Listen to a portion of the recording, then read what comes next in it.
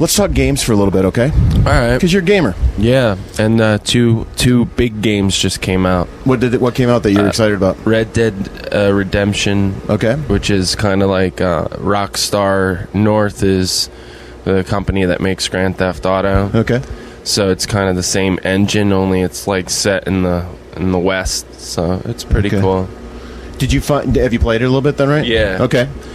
Did you go, oh, wait a minute, man, this is too much like Grand Theft? In a good way. Oh, really? Okay. Yeah. I mean, Grand Theft Auto 4 was, fantastic game. And yeah. I've always been the kind of gamer that I don't really like. A lot of shooters have the same controls. They use the same button to reload. They use the same button to sprint and stuff like that. And I'm a fan of that. Yeah. Because if you change the controls, you're paying attention to the controller. Yep. And if all of the games keep the consistent format of the controls, it's more immersive because you're so used to where the things are. Right. That you don't pay attention to the controls, you pay attention to the game. But can't you, don't you, in essence, isn't there a preferences so you can, that a lot of times you can actually adjust where the controls are if they've screwed it up like that? Most of the time, no. Really? I thought you could reconfigure a lot of that stuff. No. At least I could on Wii and on an old what was the Nintendo before Wii? Because that's all I have.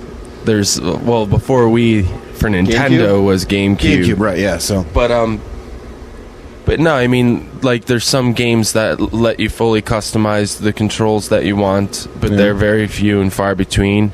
Most PC games you can. Yeah. But as far as console games are concerned, they have preset configurations that you can choose from, and none of them are rarely what you want it to be. Yeah. So I'm a dad. I have kids. Yeah. There were certain games that I wouldn't get my kids because I thought they were, and this is from reviews and whatnot, and a few times that I would see other kids play them, and I went, you know what, that's just too... I'm sure I probably used the word evil, but it's probably just too bloody and too... it makes you think of things that you wouldn't think about, honestly. Yeah. Is that something you want to defend? Do you know where I'm coming from as a dad? Yeah, I mean, I can say with absolute certainty that I wouldn't let my kids play some of the games I play. Really? Yeah, absolutely. I mean, I'm an adult. I'm 32 years old. Right. So, there's gory stuff in these games, and especially like Red Dead Redemption, this game that just came out. Yeah. I mean, you can literally blow a hole in somebody's head and walk up to it and see the hole that you just put in somebody's head, and there's absolutely no way that I would let my child play it. I mean, if they were an adult, then they can do what they want. But yeah.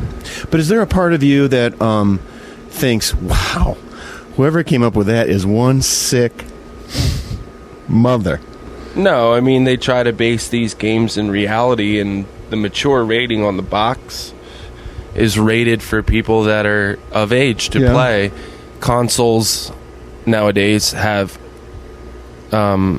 settings on them that parents need to utilize that make it so that if you put a mature game in and you don't have the passcode, it won't play, it won't load.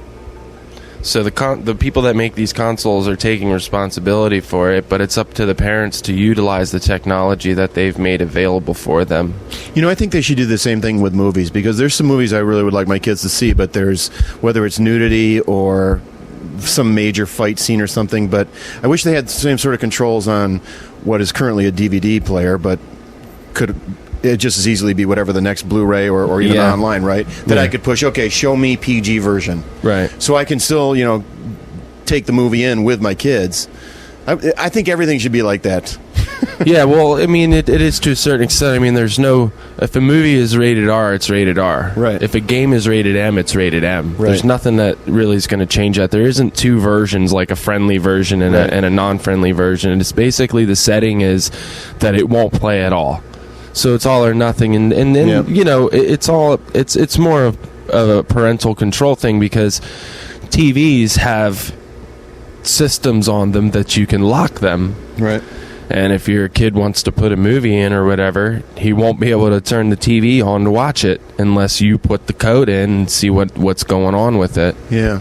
So yeah, there's the problem that I have, and maybe tell me about video games, because I certainly don't play as much as you, and I'm not exposed to. Well, that's a good thing. I think it's kind of sad that I'm 32 years old playing these games, but I enjoy it, and that's all that matters. But you know what? The average gamer, and I should say the average video game player. So that probably sets you and me in a different category. Yeah. But in that broad term, we're the same, right? Because I'll play Zelda or whatever. Yeah, and well, that's the thing, too. I mean, the games that I play aren't like Space Invaders or Donkey Kong. These are really involved games that are... The controls are complex, the gameplay is complex, and, you know, so it's not like when you say nowadays that, you know, you're a video gamer or whatever, people think like Pong or something like that. The people that don't know video games... They think Pong or something like remedial like that, but it's not. Sure. It's very complicated nowadays. But I do know that at least 2 years ago, last time I saw some stat, the average gamer was like 38 and a half years old. The average person who plays video games. Okay. Yeah. So again, I don't want to, it's the big broad umbrella, but you know what that means for every 12-year-old. There's a 60-something-year-old, you know, that in between all of a sudden it gets to the age 38 and a half, you go, hey, I'm 32 and I shouldn't, I don't know. I mean, I don't know. All I know is that when I put my head on the pillow at night, I want to know I did something with my life, and if it got me to a place of trying to be better, and sometimes I want to get better at Zelda, and sometimes I actually want to, go help build a Habitat for Humanity house, So. Right. But do you think that you are that in a way you've traded a lot of what you were doing when you were drinking way too much to spend that energy on gaming or whatnot? Because people like us, again, to throw me into a category, whether I'm you or not, right, we have these addictive behaviors or personalities that we have to be doing something. Yeah. And if we don't do something, then we're probably going to fall back into a place that probably isn't as healthy as... Well, when I was drinking, I played just as many video games. Were you as good at it? No. Okay. No, I mean, anything that impedes your coordination or your judgment is not going to translate well into any aspect of life. Video games or anything, communication skills, whatever. Right. But was there a time when like people who have quit smoking, they're like, well, I really miss a cigarette when I would sit down and watch TV or have dinner or after dinner or whatever. Was there a time when you would fire up Xbox Live or whatever and go, man, right now is when I'm missing the whatever? Well, when my buddies are on and they're drunk playing and I'm playing with them, then I do miss it a little bit. But I've gotten to the point now where I can handle like non-alcoholic beer and stuff, so I'll party with them in that way online, and it kind of definitely takes the edge off. Can you tell from obviously miles and miles and miles away? Can you tell that they're playing drunk? Like you can see a drunk driver on the road. Totally. You can see a drunk gamer. Totally. I mean, I can tell just by the way they're talking, and my core friends especially. They don't. They're all of age, and so they don't hide the fact that they're drunk. Hey, I want to dive into a few songs that we didn't talk about last time. I thought dancing. I'll do my best to answer. I know. Yeah, and wherever you go with it, you go with it. I'm way cool with that. But when you were drinking, were you dancing with the devil? There's a segue for you right there. Put in the song and the question. It's all there. But is that kind of what you were doing? Is that... Well, again, like we discussed before, I try to take things that do have some meaning in my life and make them vague, so that it isn't really about my personal thing. It's influenced by my personal thing and brought into a broader spectrum. So Dance with the Devil, it could be anything. It could be my issue. It could be any issue that anyone has. It doesn't have to be exclusive to me. But when it's a negative thing in your life, is that what it is for us? Are we dancing with the devil then? You know what I mean? Are we deciding that we're going to sell our soul a little bit more when we dive into that negative place? I mean, I don't know. I think it's more of like a tempting your fate, or tempting the dark side of things to see what it can do to you. Yeah. And now that my head is messed up from it permanently, it seems, I always think about all the days that I wasted where I felt normal, and I would drink and make myself feel not normal, and now I'd give anything to just feel normal for one day. And I danced with the devil and lost. And sometimes people don't come out of it in one piece, and I didn't. Are you pissed at something because of that? Because of my illness? Yeah. Oh, yeah. That you are in essence a broken. You have something broken inside of you that it's almost like a lung. It just doesn't regenerate, right? There's something in you that right now isn't growing back together like a broken bone does. Yeah, totally. Look, every day I wake up is when I wake up is when it's at its absolute worst. Really? Like first thing that happens is that. Is that meaning you don't feel well or you get pissed about it? No, I feel the worst when I wake up, and I get so pissed whenever I wake up. Like, why is this happening to me? What more can I do? Like, what I've been to so many doctors, I know, that's what you're saying, yeah, and done so many tests, and I'm like to the point where it's like I'm aggravated because I'm not like one of these guys going, oh, I don't feel well, and then I sit around and I don't do anything about it. I've been to so many doctors, and none of them can help me, and it's a desperate feeling. It's a feeling of being very alone because there's nobody out there that can help you. There's nobody then, in a sense, that because there's no diagnosis, people have a tendency to not believe that there's something wrong. And in the end, it's like you kind of just like, whatever, you can believe what you want, I still suffer. Whether you believe in it or not, it's there. And that's what I've told doctors that I've been aggravated with too. And it makes me an antisocial person, and it makes me an angry person. And honestly, I only have myself to be angry with because it does seem like it's something that I did to myself. But at the same time, I don't think anybody should have to suffer every day like I do. And having to play shows on top of it and be the person that people perceive me to be is 10 times harder than it normally would be because of this thing that's going on, and that too has a lot of aggravation that comes along with it. Now I basically sail through suffering, and even though it does seem to be getting worse, I basically am just going to keep doing what I keep doing what I'm doing until I'm not obligated to do it anymore. And if I go out there and I drop dead, then that's what's going to happen. And there's really nothing I can do about it because, like I said, I've tried my best. I'm feeling you right now because my mom, she had some sort of massive stuff with her spine. So every day she would wake up in pain. Yeah, and she would have to force herself to get going. My mom also was the type of person who would like, it's going to be a better day today. She would always sort of force herself, and I could see it herself saying that through the pain. So I am feeling that right now, totally. And she tried, I think, her hardest to just sort of give it to God, right? And make it a whole religious experience and stuff like that.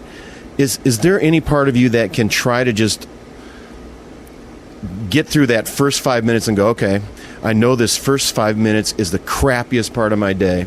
Yeah, it's what I do every day. Yeah, and then you have to let it go. Otherwise, you wouldn't even take this time with me right now, right? I mean, there's a point where you would go, screw it, I'm not even doing shows anymore. I just don't. I'm Xbox Live man. You know what I mean? Yeah, I mean, look, I lay down when I don't feel well and I don't have to play, and I basically just sit there and I think to myself, well, if I could lay around like this all day, I wouldn't feel so bad because I'm relaxing. Yeah.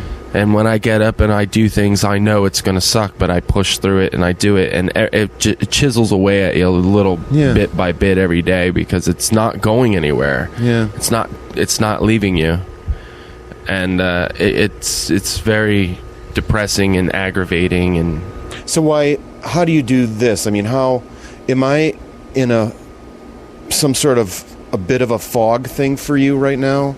I mean, am I in a place where it's like, okay, I'll do this, but I got to do it because it's just part of the business or something? Or you know, I mean, how are you able to?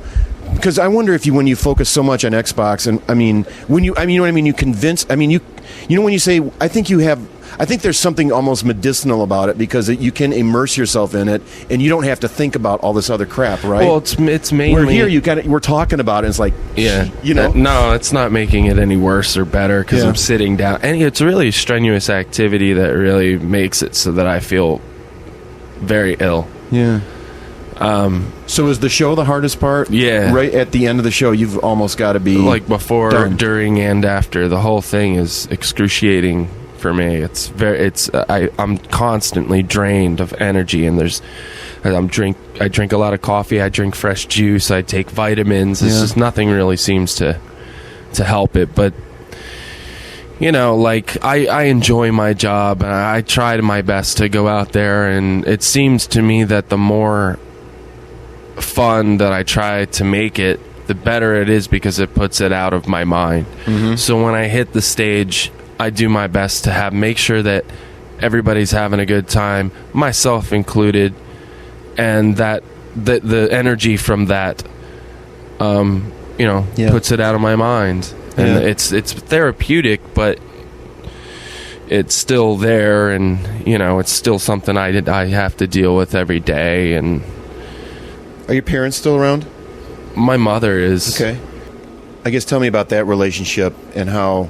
I guess I think as a parent, and I think how a mom would just, my mom, right? Because that's my only reference point, right? How she would just lay around and pray for Frank, that Frank would whatever, right? And she would just lay there and not lay there, whatever she would do, right? And I just wonder how. Does your mom know what you're going through now with all this kind of stuff? I mean, and is she a place that you can lean?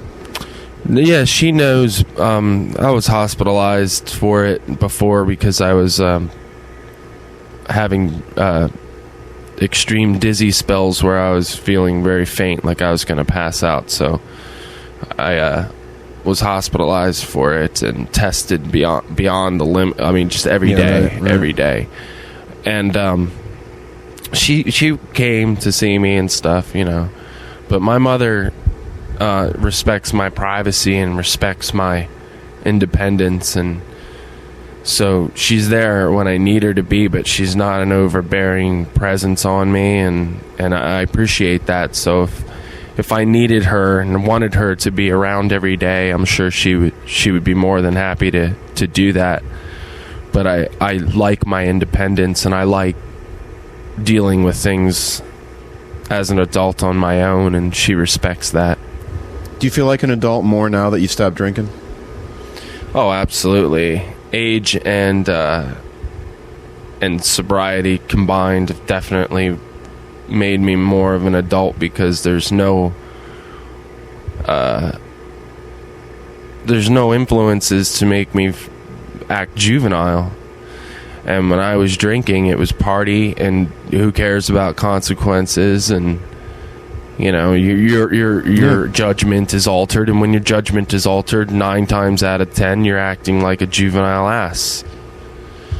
And I kind of think it's sad in a way. I mean, I try not to be preachy, but I understand why sober people are preachy. Yeah. Because they're onto something. That's exactly right. Really. No, really. That's exactly right, dude. And people... to me, it's kind of sad when people are acting that way, especially when they're of a certain age. And that goes with drug use, even if it's recreational drug use and not something hardcore. It's still, to me, in a way, kind of pathetic, because at a certain age, I think when you're young, you should experience those things to say that you should in a controlled way. Right. Because I did, and I can't preach to my kids or anybody else that it's not the right thing to do. Mm-hmm. The only way that you're going to learn is is by doing it. And if you never have those experiences, if you do them safely so that you come out of the other end, unlike myself, when you come out the other end unscathed, then to me, it's not so bad because you have the experience to take with you, and you can say to your kids then that I've been there and done that, whatever. And anything that you say towards a younger generation doesn't come off hypocritical because you've done it. So, yeah. But I think if you're 37 or 39 or 40 or even a 27 or 28 or whatever year old person, and you're out and you're doing drugs and stuff like that, it's like, you should have done that when you were like 16 through 20 and had 4 good years of it, got it out of your system, and now it's time to grow up. Yeah. You know, and either get a job and be responsible or do whatever it is you're going to do, or be an artist or whatever. Yeah. To be completely honest, if what happened to me didn't happen to me, I would still drink. Yeah. Absolutely. I didn't quit because I wanted to be a better person. And I didn't quit because I was sick of me. I quit because I have physical ailments that make it so that I just cannot drink. So one of the problems with all of it is that there's no diagnosis, and there's nobody that I've talked to yet that has seen this before and that has dealt with this before. And I think that in order to start something like what you're talking about or do something like that, you need to get to a point where you have a diagnosis so that you know what you're fighting. Of course, prevention is to not drink, and then you wouldn't have to worry about what it is, because you're never going to get it because you're never going to drink that much. I rode my bike here today, and I rode it past, 300 houses and businesses and stuff.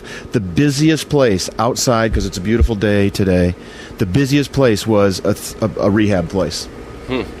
And I thought about that, and I thought about you when I rode by it. I thought, wow, here's all these businesses. Everybody wants them to come in, but here's people reaching out for help. Yeah. And I'm like, why is there so many people at this place? I look at, rehab. Wow. And I'm riding my bike to go interview Ben.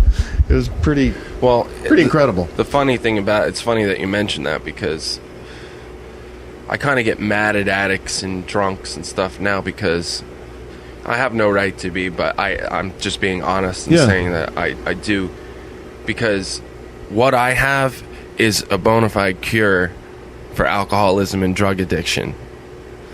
It's not worth it, but I get pissed off at people that can feel normal if they want to, and they choose not to, and that they whine and cry about how hard it is to quit something, and then it's just people take their health for granted big time, because it's their normalcy. It's like, if your normalcy is taken away from you, then you really appreciate, what it was like to be that way, and you would never touch a substance again. Like now, when I say that I quit drinking because of the illness, now if I was well, I would appreciate that so much that I would never still touch another drop. I'm just saying that my illness is what caused me to quit.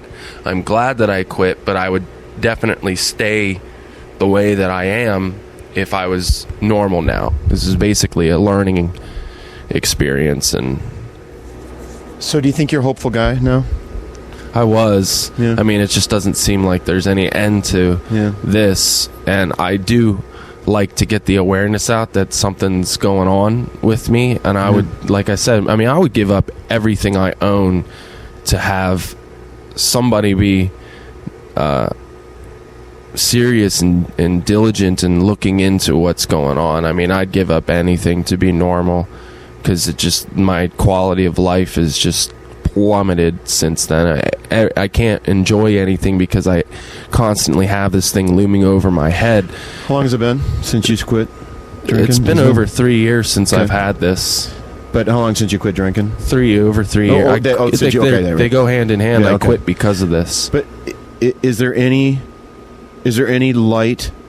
I just asked about the hopeful or hopeless question. Is there any light that you are having less of a fight against it now, 3 years later? Like, is it happening for 1 minute less in the morning than it did 3 years ago? It's getting worse. It's getting worse. And that's the thing with illness. It doesn't get better. It gets worse. Yeah. 90% of the time. This is one of those things where honestly, and I think there's a God out there, and I think he or she is all around us or in us or whatever. But this is when I would go, okay, you know what? I don't know what else to do, man. Yeah. I just have to say, okay, I'll give you some prayers here and there, but because I don't know what else to do. I appreciate all the prayers I can get. As a person, because when it's such an amoeba that just sort of is crawling around inside of you, or the disease or whatever it is. I don't know. I mean, because I guess as a human being, I want to help fix things, whether it's my basketball hoop. Well, hopefully some doctor will hear this and be like, I have a patient that's going through the exact same thing. Well, I mean, that's really my only hope is if somebody has it and has dealt with it, because a medical community doesn't, at least from my experience, if they don't know what's wrong, they can't fix it. And if they don't know what to look for, they can't find it. You know what I mean? Yep. And I find it hard to believe that I'm the only person in the world that has it, whatever it is, but I just might be. I just wonder if you got it from, I'll call it your accident, if you got it from drinking that much at such a young age through whatever age, 29, and but somebody else bumped their head on their steering wheel and they have it, right? Yeah. And somebody else, got hit in a football game and they have it, but nobody has put the three together because I have like a chemical concussion. I wonder if it's a chemical concussion that, some people just don't recover from it. But I know that a friend of mine used to teach not impaired driving. What was it? He would teach people who had brain injuries how to drive afterwards, and he said it was amazing to me. People who had head-on collisions in a coma for X amount of time, they could come back and get in a car and they could drive it, no big whoop. Other people would literally get in a fender bender, just bump their head on the steering wheel, and they could never learn how to drive again. And that's the complexity that is in our head. Yeah, and that's part of the problem. No two people are the same. Yeah. And, no two people are going to have a cold for the same amount of time. No two people are going to heal the same way. Everybody's scars differently, and that's human nature. I mean, there's broad things that the medical community can do to cure things, but people don't heal the same. Yeah. I'll ask you about had enough, because I thought that was kind of to yourself. Yeah. And maybe when it's words like "you greedy little bastard," you'll get what you deserve. I just wonder if you were in that place even when you were. No, I mean I was fine then. I'm sorry. Honestly, this is Phobia, right? Yeah, that's Phobia. Right, so that song really is about pretty much the broad spectrum of horrible people that I've met in this business, and I hate to say it, but it's full of them, and it is. It's a very parasitic industry where people find the best host and they latch on, and nobody knows. It's hard for people to know their roles and to be grateful for the situations that they're in, and to understand that it doesn't have to be that way. So that song is about the dark side of what I do and the dark side of this world, this musical world, the business aspect of it. Well, you say at the end, "Heaven help you," and I assume you're talking to those types of people. Yeah. But is there something that is in you, or maybe literally around you, people around you, that you feel like you're getting pushed out on stage because X amount of people depend on you, so you better do this, regardless of your health, Ben? Absolutely. Regardless. Nobody cares about my well-being unless it has something to do with them missing out on whatever they would make for a show. There's no in my mind, there's really no humanity in it. It's strictly a business, and if you're not able to do what you need to do to make other people, be able to do what they need to do to make their living, then you're in a bad place. But there's absolutely pressure to do what I mean, obviously, if I felt bad and I felt like I was going to pass out or whatever, I probably would, if it were up to me, not play the show.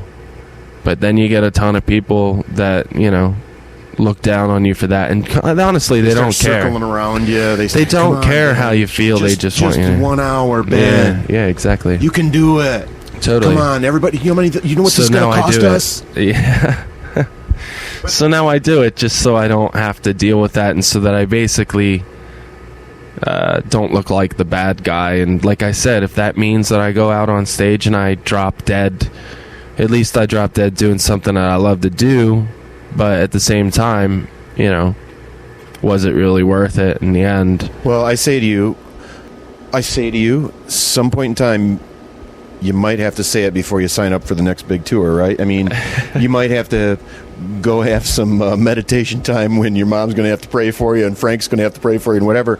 But at some point in time, you might have to say that just to take care of you. Because, I mean, I'm talking totally out my rear right now when I go. I just remember reading an article about Cher, and she had some sort of chronic fatigue syndrome, and I just went, you're an entertainer, blah, blah, blah, right? Yeah. Well, I know how hard you guys work, right? Yeah. And after a while, I started going, but maybe it isn't just the chemical concussion, if we can kind of call it that's that. What we'll call it. But maybe it's there's some sort of chemical imbalance that still needs to reconfigure, but also there's a chronic fatigue thing going on, and you've got 4 things going on at once, and not one. You know what I mean? I mean, I just wonder. Yeah, you talk about being tired and feeling like you got to lay down. I have been diagnosed with chronic fatigue syndrome, and to be honest with you, I was always one of those guys that was like, "Oh, come on, you're tired. I get tired too." Yeah, right. I was that dude that was like that with other people, and now that I'm going through it, I understand it a little more. But to me, I look at it this way, and it's kind of, I've already said it, but it doesn't matter what you're. I mean, it'd be great if I got a diagnosis, but in the end, it doesn't matter if people say, "Oh, you just got this," or "You just got that," or "It's in your head," whatever, because I still have to deal with it at the end of the day. It's like, regardless of what people say or what people think or what they say it is or what they say it isn't, doesn't matter to me, because I still have to suffer with it at the end of the day, no matter what anybody chooses to believe. You fight me. Who you fighting there? Because I love the flat on my lonely face I fell. I just wonder if you're fighting the whole thing that we've been talking about. That's another one of those songs that every line kind of has its own thing, and the whole thing isn't really about, a subject or anything. That's a School of Nirvana song right there. Well, there's always a vibe. I can't not listen to a song when I see lyrics like, "Can we live a life of peace and happiness?" I don't think so. Yeah, it's real. It's realistic. It's asking the question and answering itself. This you work so much and all that stuff, but I saw you're going to do a ton. You're going to do a couple of acoustic shows. Yeah, I guess the word's getting out. Yeah. Yeah, I was approached and asked if I was interested in doing it, and I was like, absolutely, sure. I mean, it's a. To be honest with you, I'm glad that they seem to be turning out really well, but I always thought them to be kind of small and just kind of low-key things. But if they're big, that's great too, It's just more of a relaxed environment with the same music and a different take on the songs I've written, and just, a different way of presenting them. And I think it sometimes can give a song a whole different feeling too, which is kind of cool. Well, it definitely will, in a good way. Yeah, I hope so. I guess when you talk about people are pushing you out on stage and all that stuff that we talked about a few minutes ago, but does money sometimes push you out on stage? Well, we all got to make a living. Right. But is it necessary in my life right now? No, but you know, I mean, it's my job, and so that you get compensated for your job. Right. You don't go to work unless you're going to get paid. Right. You know, that's anybody and anything. Right, but when you say you need to relax or whatever, and then you take on some acoustic shows, I just go, well, you know what? You're not doing it for free, right? Yeah, and I just wonder if there's because money pushes me too. I'm not immune to it, right? That's like I said, you know, it's our job, so you don't go to work unless you get paid to do that work. Yeah, if I wanted to do this and not get paid, then I would do it for myself in my basement. You know what I mean? I love giving. Basically, I only want to get paid if it's something that people want. Yeah, I don't want to force my talent on people. I don't want to force my thoughts and opinions on people. I want to put it out there, and if people really like it and people feel that it's worth it for them to you know, give up their hard-earned dollar for, then, you know, it's in that way it's a give and take thing. I enjoy the things that I enjoy, and I will pay for those things that I enjoy. Yeah. So it's the same thing, and you know what I mean? It is. But you know, I would really like it if it was stressed in there too. That I don't necessarily feel on the whole that I'm pushed out on stage. Yeah.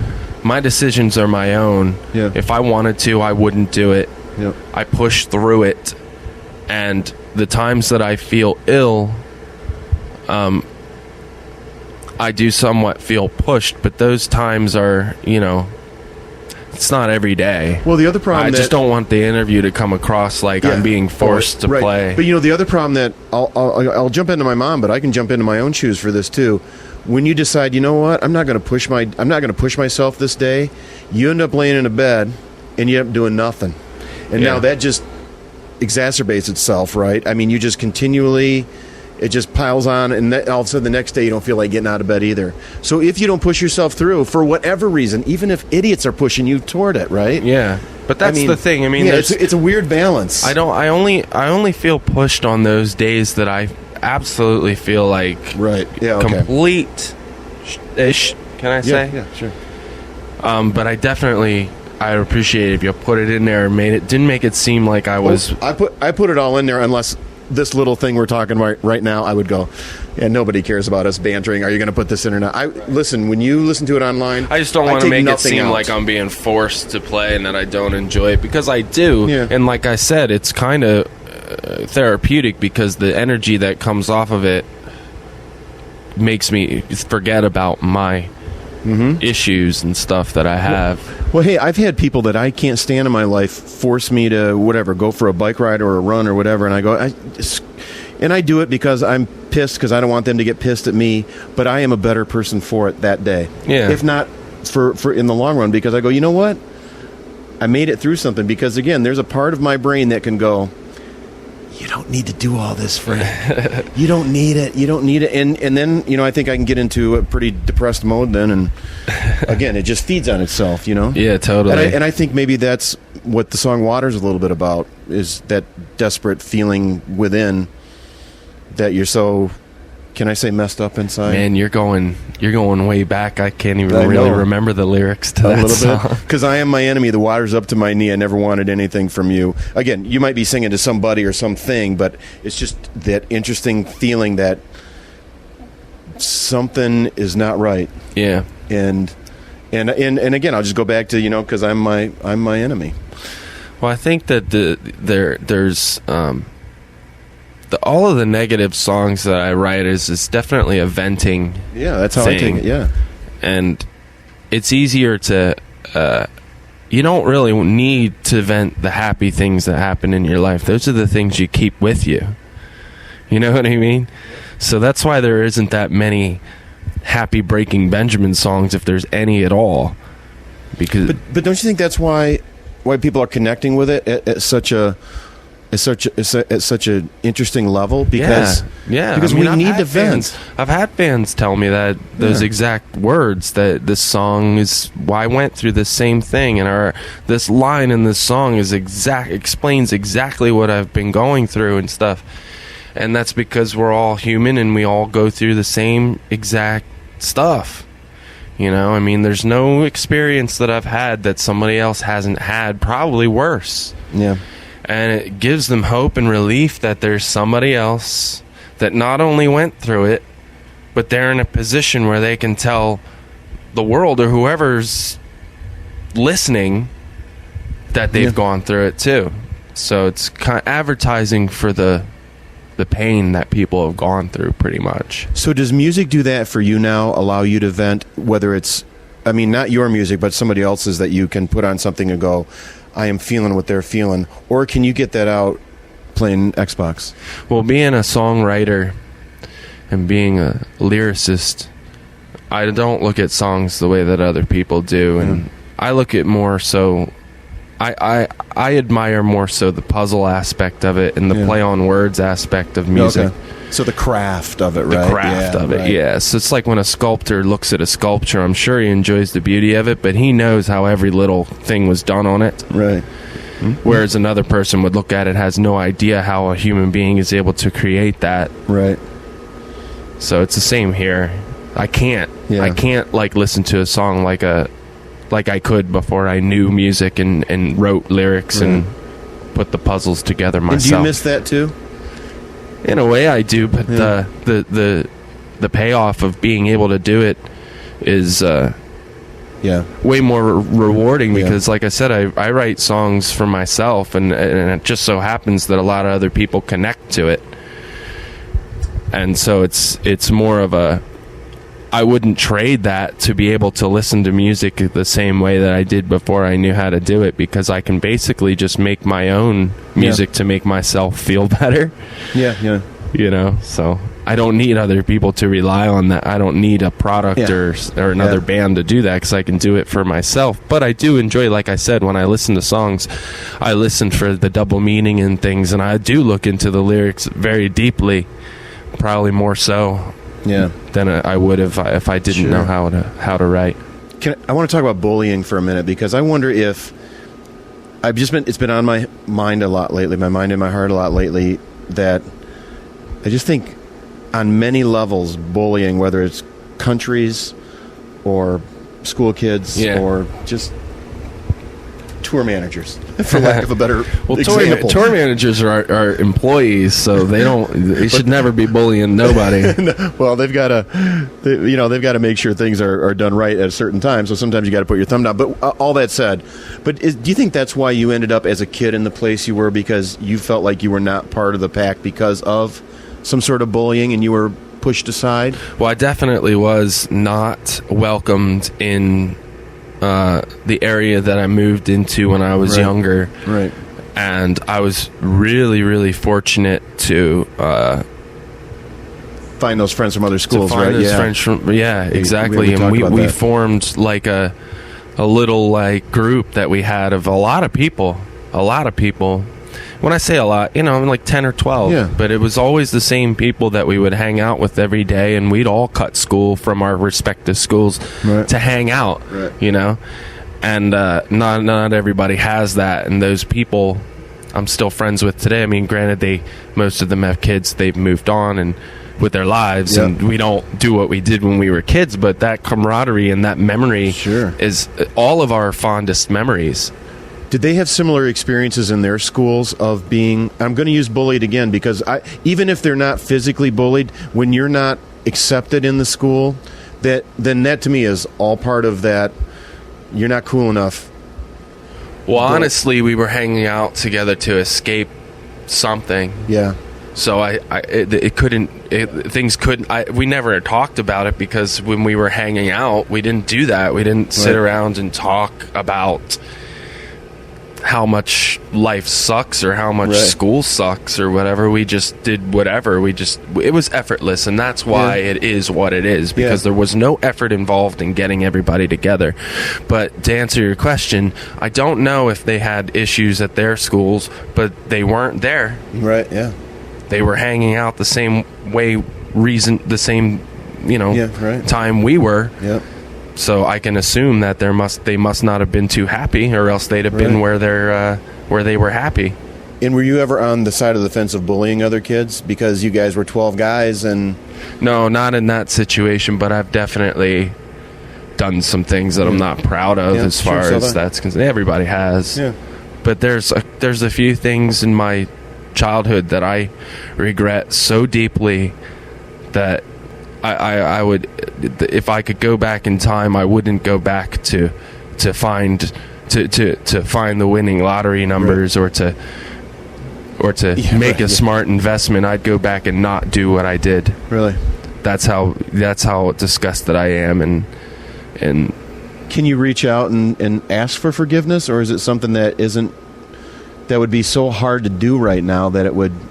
Well, you mean with the people that I've hurt? Yeah, with those people back then. I mean, that's... If I could, I would, but I don't.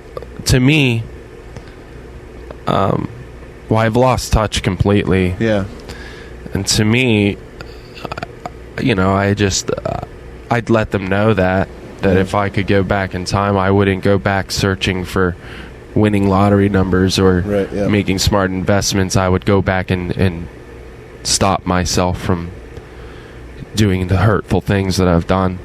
Yeah, I did stupid things when I was growing up too, and I find it atrocious that my mind would even go to those places to think I could do that kind of stuff, especially now. But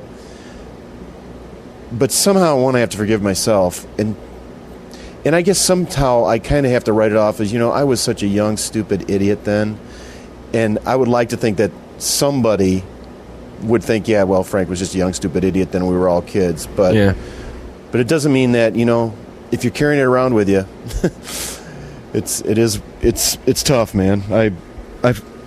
Yeah, I mean, it's not something that I think about every day. Or exactly. I don't. When we talk about it, there's like nothing I can do to go back in time and change it. But I deeply regret it, and like I said, I would change it if I could.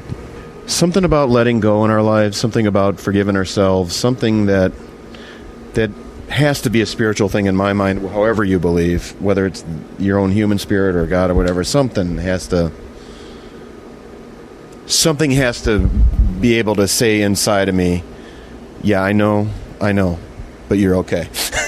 Yeah, and I think that, when you're younger, I look to things in religion and science, I'm kind of that, whatever the word for that is. Crossover or intersect or whatever. Yeah, I think that when you're young, your brain scientifically isn't developed. Yeah. And you don't have the cognitive skills that you have when you're an adult. Right.